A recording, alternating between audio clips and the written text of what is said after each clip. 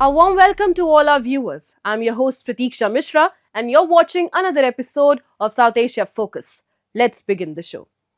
While much of the global economy struggles against headwinds of uncertainty and slowdown, India is accelerating ahead. Backed by strong fundamentals and growing investor confidence, the country is poised for 7.4% this fiscal year, emerging as one of the world's fastest growing major economies. Here's why India's growth story stands apart. Take a look. Powered by robust manufacturing output, buoyant services activity, and sustained construction growth, India's economy is defying global headwinds. As advanced economies struggle to regain momentum, strong domestic demand, steady infrastructure spending, and a renewed manufacturing push are driving India's rise as a rare growth engine. Fresh data projects GDP growth of 7.4% in fiscal year 2025-26, up from 6.5% last fiscal year. All of us are aware now India is expected to grow by 7.4% in FY26. These are very impressive numbers. If you place things in a proper historical and comparative perspective, we find that the global economy is growing something by 2.2%. Advanced economy is growing by about 0.5% or thereabouts. And even in the emerging markets group, India has become something like an outperformer, an outlier. India's strong growth outlook is being bolstered by steady policy reforms and closer government-industry engagement, helping restore investor confidence and spur expansion. During the fiscal year, income tax relief for the middle class and GST rate cuts across a wide range of products helped revive consumption by boosting disposable incomes and easing retail prices. These measures encouraged discretionary spending across FMCG, consumer durables and services. Government data show real gross value added is projected to grow 7.3% in fiscal year 2026, up from 6.4% last year, while government spending is expected to rise 5.2%, sharply higher than 2.3% increase in fiscal year 2025. I had the privilege of interacting with the government frequently because of the CII and other bodies. And one thing I think, ease of doing business, they're doing a lot of work. And we of course would like more on that front, whether it's on the financial side, the processes side, system side, customs management side, export side, everything. And they're very proactive, which is very happy. We are happy. Secondly, I think the government is very... As reforms deepen and demand stays resilient, India's growth story looks set to endure, reinforcing its position as a global outperformer and a key driver of economic momentum in an uncertain world. India's trade diplomacy reached new heights in 2025, with landmark free trade agreements signed with the UK, Oman and New Zealand, alongside active negotiations across Europe, Africa, Latin America and Eurasia. With 13 active FTAs and growing exporter engagement, 2025 is widely seen as a pivotal year that expanded India's global market access, boosted investment inflows, and cemented its influence in the international economic arena. It's also our third FTA with a Five Eyes nation: Australia, UK and now New Zealand. We are soon going to launch discussions for the terms of reference with Canada also. And we are already at an advanced stage in our discussions with the USA. This reflects the growing strategic importance of India in world geopolitics. India's robust domestic growth, underpinned by reforms and rising investor confidence, combined with an assertive global trade strategy, is positioning the country as a resilient economic powerhouse. With expanding FTAs and strategic partnerships, India is emerging as a credible, forward-looking leader on the world stage. Moving on. India's diplomatic engagement in Europe has yielded significant results. External Affairs Minister Dr. S. Jaishankar successfully concluded a 6-day visit to France and Luxembourg, strengthening India's strategic partnerships and underscoring New Delhi's expanding influence on the global stage. Take a look.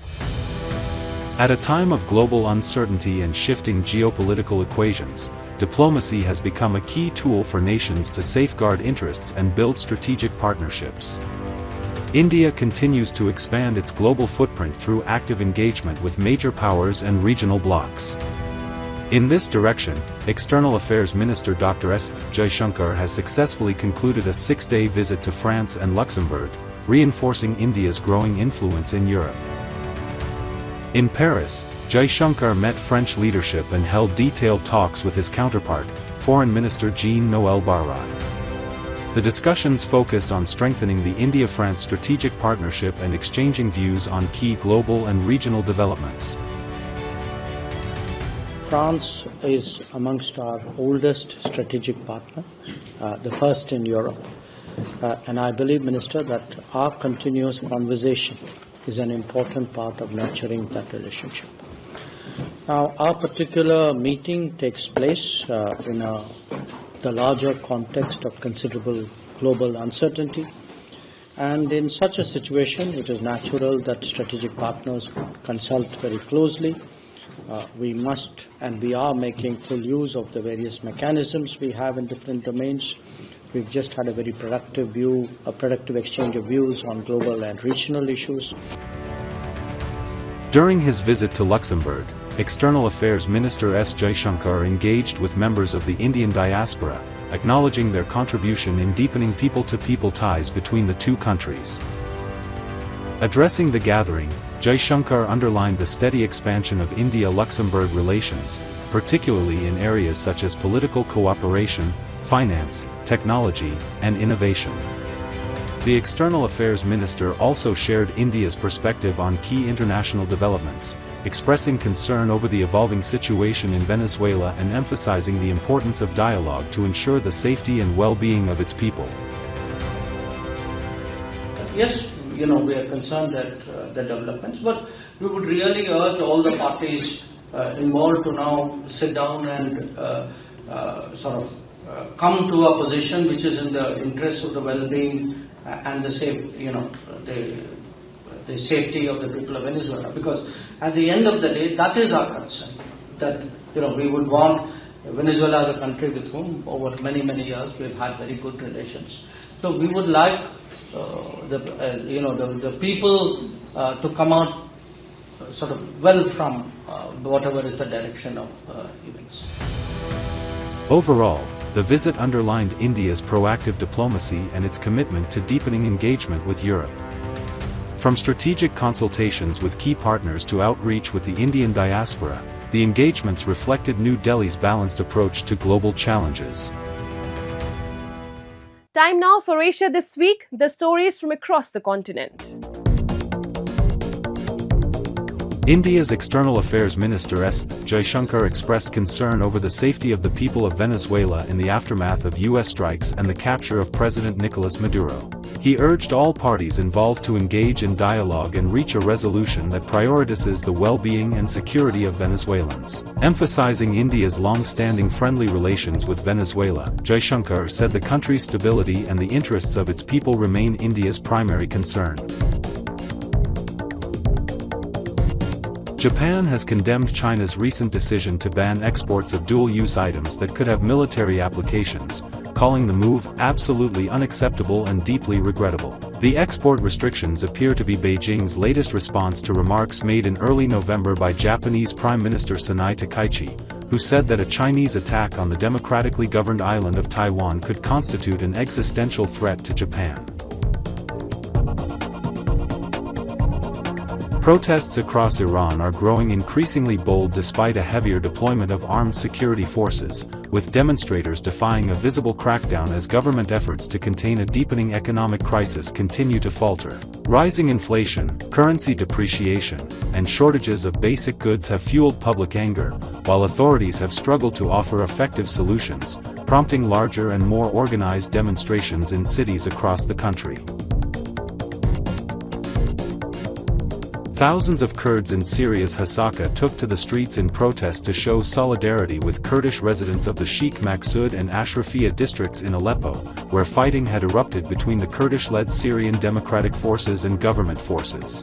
The clashes in the northern city of Aleppo left at least 4 people dead and several others wounded, according to state media, with the government and the Syrian Democratic Forces trading blame for the violence. The fighting marked the latest outbreak of unrest in Aleppo, as officials sought to push forward a deal aimed at resolving one of Syria's deepest remaining fractures by integrating the US-backed SDF into the central government structure.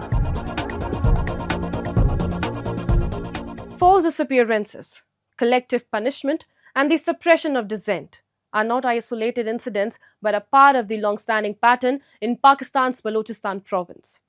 This week, that pattern drew attention in London, where Baloch activists staged a protest outside the UK's centre of power, accusing Pakistan's military of intensifying repression. A report. Outside 10 Downing Street, members of the Baloch National Movement held a demonstration to draw global attention to what they describe as a systematic campaign of state violence in Balochistan. Protesters say enforced disappearances, a tactic repeatedly documented by human rights organizations, have become one of Pakistan's most powerful tools to crush political resistance.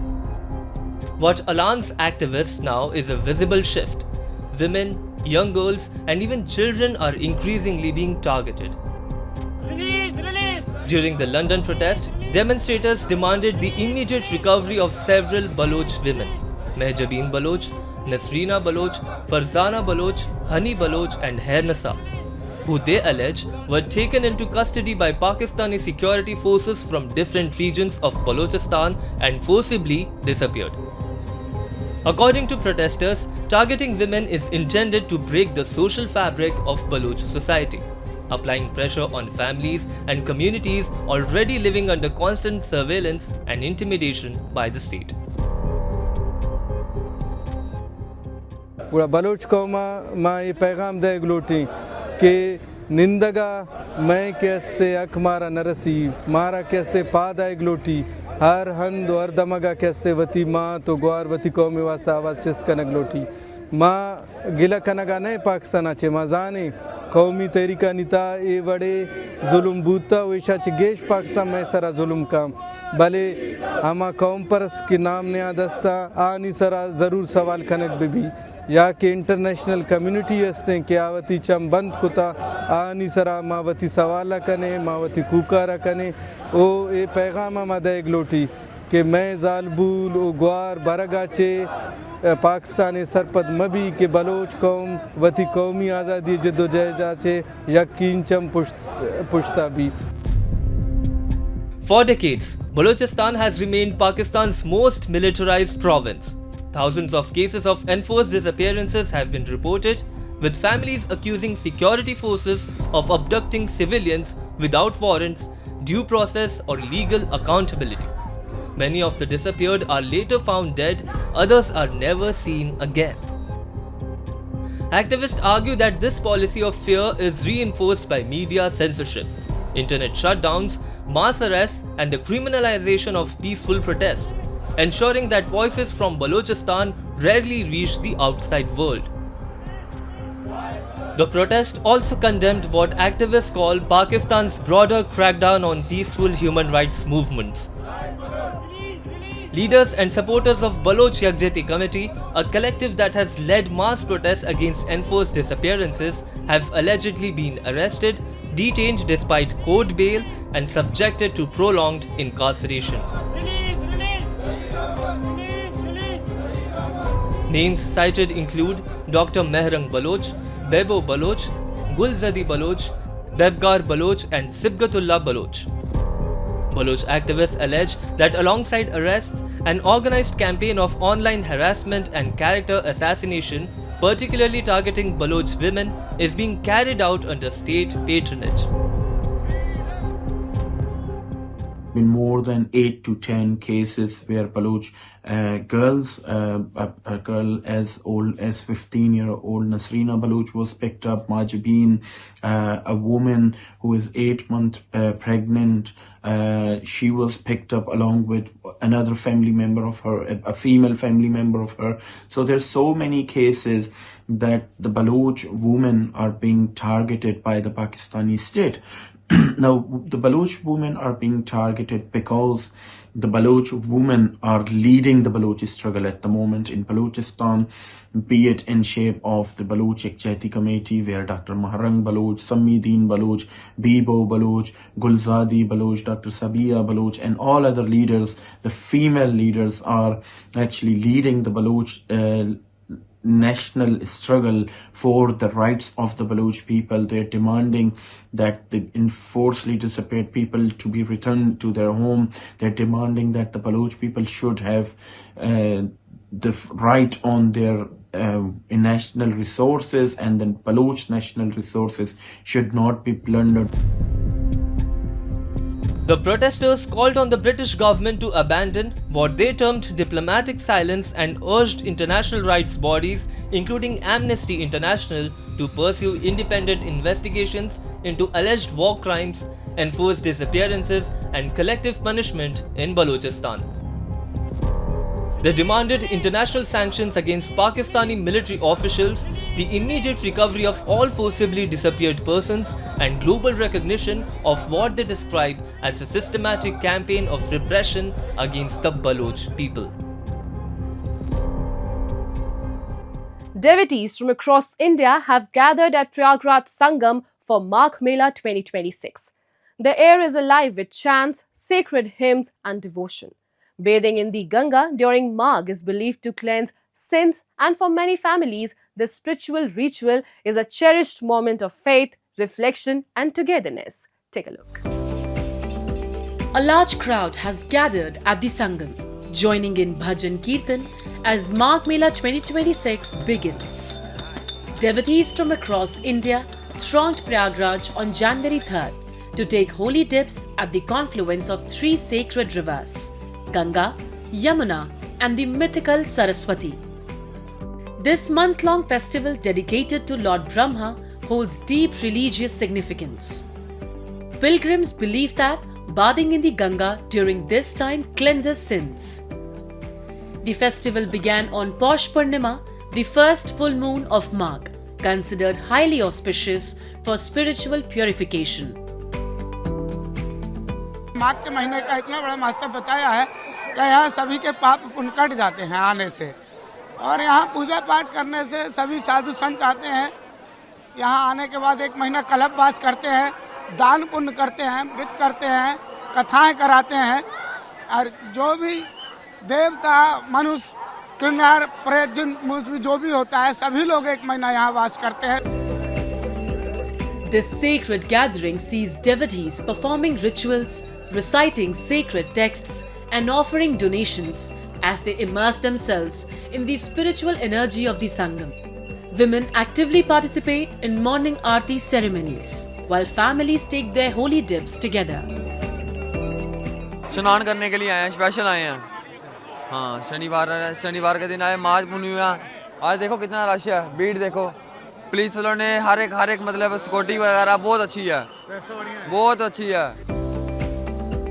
For many, this sacred ritual is more than a holy dip. It is a celebration of faith, reflection and togetherness. Magh Mela highlights the enduring power of tradition, community and devotion. As the sun sets over the Sangam, devotees leave with hearts full of joy, hope and blessings, carrying memories that will last a lifetime. Truly, Magh Mela is a festival where spirituality and celebration come together in the most vibrant and uplifting way. Magh Mela is more than ritual. It's a vibrant celebration of India's living traditions and cultural tapestry. And with that, we come to the end of this week's episode. See you next week. Till then, goodbye and take care.